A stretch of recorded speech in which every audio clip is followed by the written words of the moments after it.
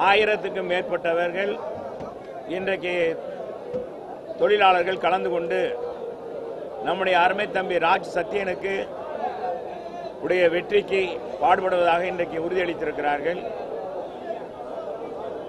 இதன் காரணம் என்னன்னா, இன்னைக்கு சிஐடி அண்ணா திராவிட முன்னேற்ற கழக தலைமையிலான கூட்டணி வேட்பாளர் ராஜ் சத்யனுக்கு இன்னைக்கு வாக்கு கேட்கிறாங்கன்னா, இன்னைக்கு இந்த தொகுதியில் போட்டியிடுகின்ற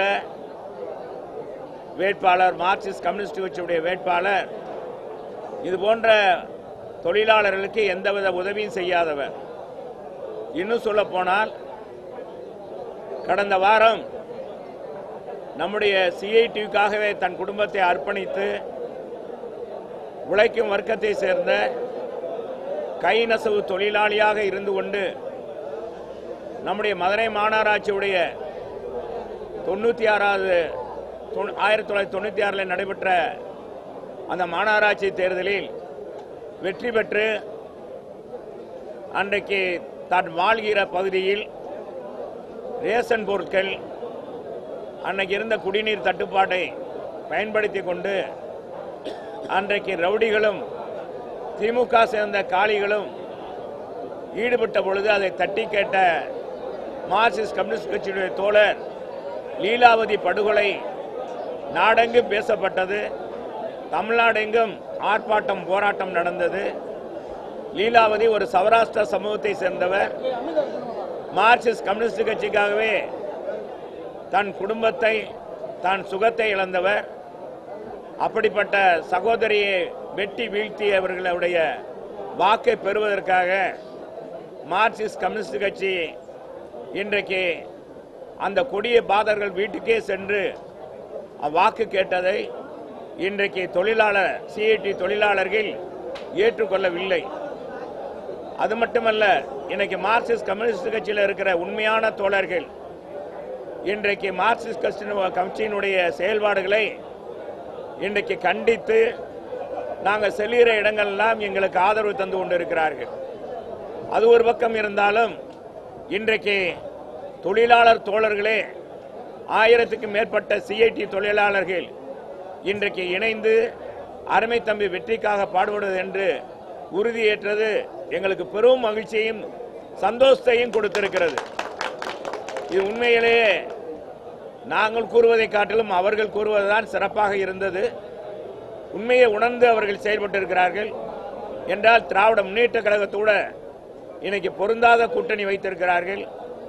மாநிலத்துக்கு மாநிலம் கொள்கை மாறுபாடோடு இன்றைக்கு கூட்டணி வைத்திருக்க மார்க்சிஸ்ட் கம்யூனிஸ்ட் கட்சி இங்கு ஒரு கொள்கை, கேரளாவில் ஒரு கொள்கை, மேற்கு வங்காளத்தில் ஒரு கொள்கை, இப்படி ஒவ்வொரு மாநிலத்துக்கும் ஒரு கூட்டணியை வைத்துக் கொண்டு இருப்பதை இன்னைக்கு உண்மையான தோழர்கள் யார் விரும்பவில்லை என்பதுதான் இது காட்டுகிறது.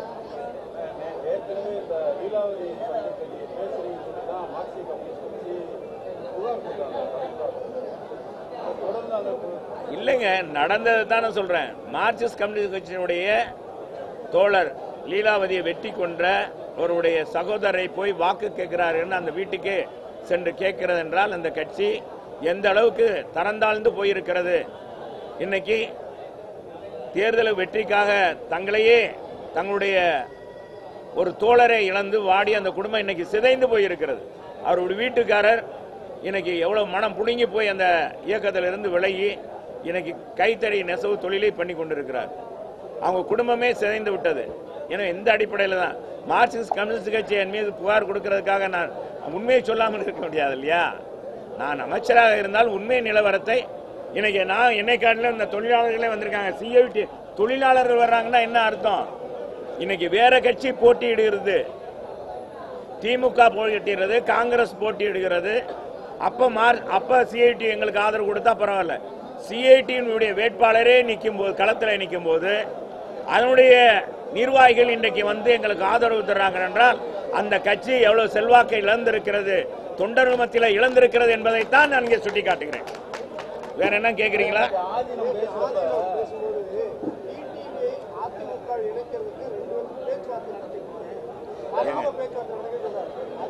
அதெல்லாம் கிடையாது. அவருடைய எண்ணத்தை சொல்லியிருக்கிறார். நாங்கள் வந்து அவருடைய 75வது பிறந்த நாள் குரு மகா சன்னிதானத்துடைய 75வது பிறந்த நாள். அந்த அடிப்படையில் நம்ம மதுரைக்கு பெருமை சேர்க்கின்ற அந்த ஆதீனம் அந்த மடத்துக்கு சென்று அவருக்கு நாங்கள் வாழ்த்து சொன்னோம். அவர் எங்களுக்கு வாழ்த்து சொன்னார். அவருடைய ஆசையை பெற்றோம். அருமை தம்பிக்கு ஆதரவு தெரிவித்து சொன்னார், நீ பல லட்சம் வாக்கு வித்தியாசத்தில் சத்தியம் நீ வெற்றி பெறுவ அப்படின்னு சொன்னார். அதை நாங்கள் பெற்று வந்தோம். அவ்வளவுதான். அவர் சொல்லியிருக்க அவர் என்ன அதற்கு எங்க அவர் போய் பெட்டகத்தை தூக்கிட்டு போய் திடுறாரு பரிசு பெட்டகத்துக்கு. அதெல்லாம் நடக்கக்கூடிய காரியமா? அண்ணா திமுக இங்க ஜெட் வேகத்தில் போயிட்டு இருக்கு. சிஐடியே ஆதரிக்கிறது, நீங்க போய் ஏதோ ஒன்று சொல்லிட்டு இருக்கீங்க. இது தேவையில்லாதது. வேற ஏதாச்சும் கருத்து இருக்கா? ஏங்க அந்த மாதிரி முயற்சி எல்லாம் இல்லை. அதெல்லாம் இல்லை. அதெல்லாம் நாங்கள் மறுக்கிறோம். அவர் தனிப்பட்ட விருப்பத்தை இன்னொரு மனிதர் சொல்றாருன்னா அதையெல்லாம் ஒரு பொருட்டாக கருதக்கூடாது. சொல்லுங்க, மற்றது என்ன அது இருக்கா? வாருங்கள், மாலை நம்ம சந்திக்கலாம். மாலையில் நம்ம வாக்கு கேட்கிறார் நம்முடைய வேட்பாளர். மத்திய தொகுதியில் 2, 3 பகுதியிலும் வாக்கு கேட்கிறார். மக்களுடைய செல்வாக்கு, மக்களுடைய ஆதரவை அங்கே நீங்கள் வந்து பார்த்துக்கொள்ளலாம். நேரடியாக வந்து பார்த்துக்கொள்ளலாம்.